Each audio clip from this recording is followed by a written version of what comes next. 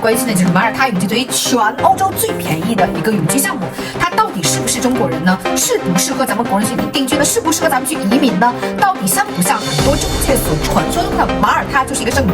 居住好，工作好找，创业也好呢？那今天呢，我给大家进行一个全面的揭秘。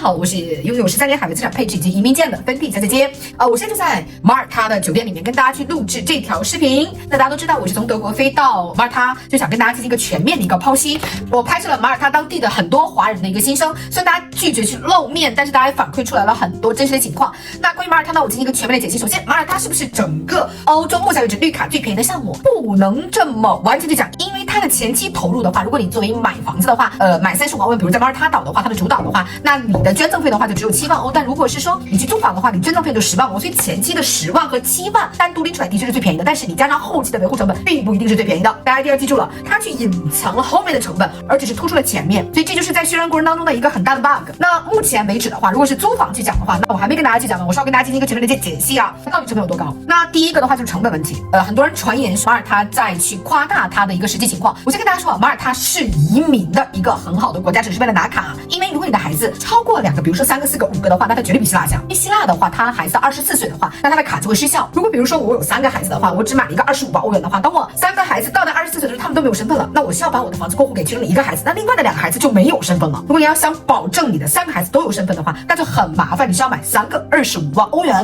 所以的话，它比较适合孩子多的。第二，它比较适合什么样的人？你担心希腊的房子的话，房价你看不明白，你没有办法找到真正能够给你提供本地房价的人，那你就会选择干脆我直接把钱扔出去，我再也不惦记了。生意人很多都会选择这种方式的话，是因为他不想再惦记这个房子会不会被加价呀。所以说马耳他的很多客户其实就是纯粹我把钱扔出去了，你赶紧给我张卡，最慢你8个月也 OK 了。所以的话，它比较适合这2类客户群体啊。那第3个的话，跟大家去讲一讲具体的细节啊。至于马耳他为什么我一直在说你要注意一下，它移民，但是我没有说移居。马耳他这个国家很像希腊，非常非常像，因为他们之间都有共同的特点，一个字啊，破。那马耳他的破是破在它即使是破，它能够看到文化的一元断壁。那希腊的破是真破，但是真的是你怎么看它就是破，它还没有历史的古迹，除了卫城之外，所以它2个破的点不一样。马耳他经济无论如何要比希腊经济要好。单从购房项目上，因为马耳他是前期你要捐赠，你后面还可以买房子。那你在马耳他岛的话是35万欧元，也就是它前期7万欧元的一个捐赠，再加35万欧元的话，再加杂七杂八的话，你至少在马耳他买房，同样跟希腊对比的话，至少40多万，将近50万欧元了。那我们换句话说，希腊的话只是后来变成了50，那现在它还是25。为什么希腊25，马耳他要购房移民的话就是50呢？是因为马耳他当然比希腊好，所以的话你不可能在任何一个产品上，你让你去捡到漏。欧洲每一个产品它都有价格，价格就是它的价值所在。大家一定要记住这个话，你不会占到便宜，因为欧盟啊，每一个国家定价的时候都要经过欧盟委员会同意的，所以马耳他经济是一定要比希腊经济好的。那体现在哪？体现在外国人的就业上。希腊的就业几乎就不知道什么样，你除非是赚新移民的钱，很多老移民那在当地的房价被涨了，接下来我就开始去赚新移民的钱了啊！我也去加价房价，我也找当地中介合作一下。在马耳他呢，很多还是能找到工作的。马耳他有统计的5个在上班的人当中呢，其中就有1个是外国人，所以他还有20%的比例。只是说找到工作要比希腊强，但是工作的时薪非常低，只有5欧元1个小时，所以很多人的话不是很建议你们来到这边去谋生啊，你还是在国内有非常稳定的一个收入，你不要指望在那边能够赚钱，能够创业，能够赚很多的钱，因为这边的话它是要说马语的，跟马耳他语的很像，这阿拉伯语非常非常难学。在这边很多人待了20年，他也不会说马语。那英文也要非常好，你才能够找到工作，工作有那么低。创业的话，你创什么业？你说我创一个旅行社好了，那你有什么资源吗？你说中餐厅嘛，中国人在这边2017年的时候只有1000多个人，今年的话统计在一起3、4千人，他整个华人就比较少。你做中餐厅的话，你相当于在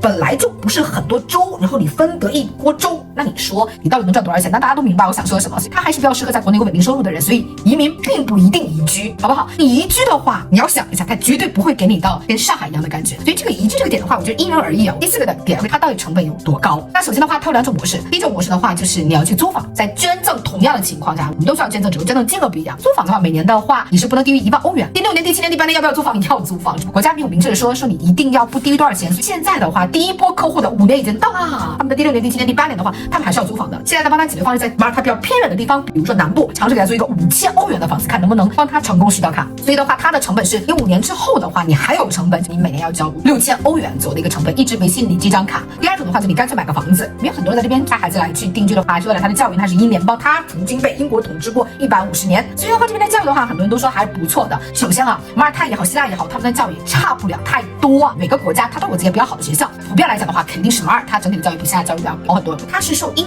国统治过、殖民过，马耳他整个人民的素养素质的确比希腊高，这就是实话。它这个国家比希腊安全，这也是实话。但是你花钱你能够上好的学校的话，你在希腊也是上到好的学校了，所以这点我不做一个过多的一个赘述。那如果你要在这边买房子的话，你通常在主导的话35万欧元起。马耳他的房子是真的不能允许加房价的。但凡在这个马耳他想做生意的话，你在这边想做中国的生意，你卖中国的房子的话，你就不能诈骗。但是很多国人会选择加房价，那事实上你找本地中介，或者你但凡你找一个靠谱的人，让他给你网站你查就知道。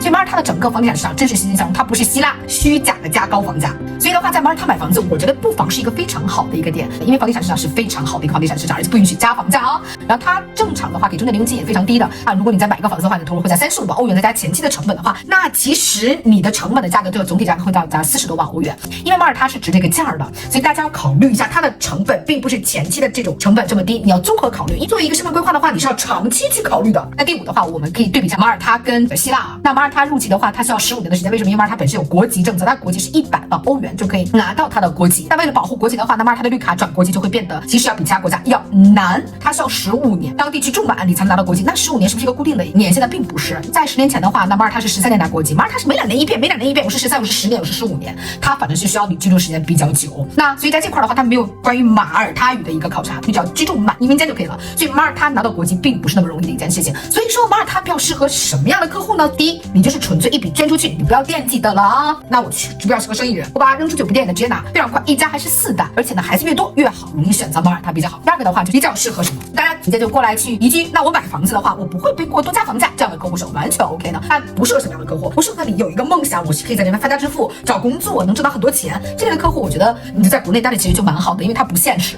然后感谢大家的关注。